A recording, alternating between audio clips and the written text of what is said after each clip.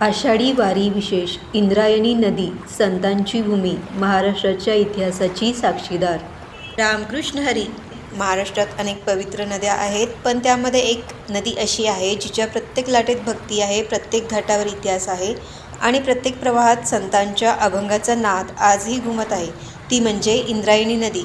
ही नदी फक्त पाण्याचा प्रवाह नाही, तर वारकरी संप्रदायाची जीवनरेखा, महाराष्ट्राच्या सांस्कृतिक वारशाची साक्षीदार. या नदीचे धार्मिक आणि ऐतिहासिक महत्त्व काय आहे? संत तुकाराम महाराज आणि संत ज्ञानेश्वर माऊली यांच्याशी या नदीचे नाते काय? आणि आजच्या काळात या नदीचे समाज जीवनातील स्थान किती महत्त्वाचे आहे? चला सुरू करूया. इंद्रायणी नदीची ओळख. इंद्रायणी नदी ही महाराष्ट्रातील सर्वात पवित्र आणि पूजनीय नद्यांपैकी एक आहे. संत ज्ञानेश्वर माऊली, संत तुकाराम महाराज, निवृत्तीनाथ, सोपानदेव, मुक्ताबाई यांच्या पदस्पर्शाने ही नदी पावन झाली आहे. संत तुकाराम महाराजांच्या अभंगांमध्ये इंद्रायणीचा अनेकदा उल्लेख येतो, म्हणूनच वारकरी संप्रदायात या नदीला विशेष स्थान आहे. इंद्रायणी नदीचा उगम. इंद्रायणी नदीचा उगम पुणे जिल्ह्यातील मावळ तालुक्यात लोणावळ्याच्या नैऋत्येस सह्याद्रीच्या पर्वतरांगांतील कुरबंडे घाटाजवळ होतो. डोंगरातील छोट्याशा झऱ्यापासून सुरू झालेला हा प्रवास पुढे एका पवित्र नदीत रूपांतरित होतो. नदी सुरुवातीला दक्षिणेकडे वाहते आणि नंतर पूर्वेकडे वळत तुळापूरजवळ भीमा नदीला जाऊन मिळते.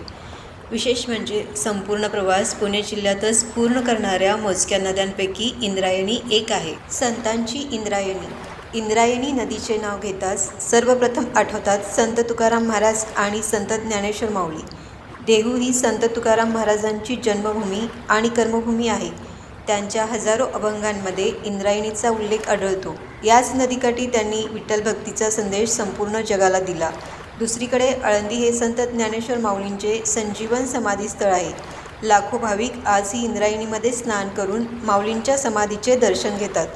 म्हणूनच इंद्रायणी नदीला संतांची नदी असेही म्हटले जाते. वारी आणि इंद्रायणी. आषाढ महिना सुरू झाला की इंद्रायणी नदीचा परिसर भक्तिमय वातावरणाने भारून जातो. देहूहून संत तुकाराम महाराजांची पालखी आणि आळंदीहून संत ज्ञानेश्वर माऊलींची पालखी पंढरपूरकडे प्रस्थान करते. लाखो वारकरी टाळ मृदुंगाच्या गजरात ज्ञानोबा तुकोबाचा जयघोष करत या नदीला वंदन करतात. वारीतील प्रत्येक वारकरी इंद्रायणीला आईप्रमाणे मानतो. इतिहासाची साक्षीदार. इंद्रायणी नदीने महाराष्ट्राचा इतिहास आपल्या डोळ्यांसमोर घडताना पाहिला आहे. छत्रपती शिवाजी महाराजांचे शौर्य, छत्रपती संभाजी महाराजांचे बलिदान, मराठा साम्राज्याचा उदय, पेशवाई आणि ब्रिटिश राजवट या सर्वांची ही नदी साक्षीदार आहे. तळेगाव परिसरात लोकमान्य टिळकांनी स्वदेशी चळवळीला चालना देण्यासाठी उद्योग उभारले. म्हणूनच इंद्रायणी ही फक्त धार्मिक नाही तर ऐतिहासिकदृष्ट्याही अत्यंत महत्त्वाची नदी आहे. इंद्रायणी आणि समाजजीवन. आजही हजारो शेतकरी या नदीच्या पाण्यावर शेती करतात. मत्स्य व्यवसाय, लहान उद्योग, स्थानिक व्यवसाय आणि पर्यटन यांमुळे हजारो कुटुंबांची उपजीविका इंद्रायणीवर अवलंबून आहे. नदीकाठच्या गावांमध्ये धरणे, बंधारे आणि कालव्यांमुळे शेतीला मोठा आधार मिळतो. जलदिंडी आणि स्वच्छता अभियान. इंद्रायणीचे पावित्र्य टिकवण्यासाठी दरवर्षी इंद्रायणी ते पंढरपूर जलदिंडी काढली जाते. या उपक्रमातून नदी संवर्धनाचा संदेश दिला जातो. स्वयंसेवी संस्था, ग्रामपंचायती आणि वारकरी मिळून नदी स्वच्छ ठेवण्यासाठी विशेष मोहीम राबवतात. नदी स्वच्छ राहिली तरच भविष्यातील पिढ्यांनाही हा अमूल्य वारसा अनुभवता येईल. प्रेरणादायी संदेश. इंद्रायणी नदी ही केवळ एक नदी नाही, ती संतांच्या भक्तीची साक्ष आहे. ती वारकऱ्यांच्या श्रद्धेचा प्रवाह आहे. ती महाराष्ट्राच्या इतिहासाची जिवंत साक्षीदार आहे आणि ती आपल्या संस्कृतीचा अमूल्य वारसा आहे. चला आपण सर्वजण मिळून या पवित्र नदीचे जतन आणि संवर्धन करण्याचा संकल्प करूया.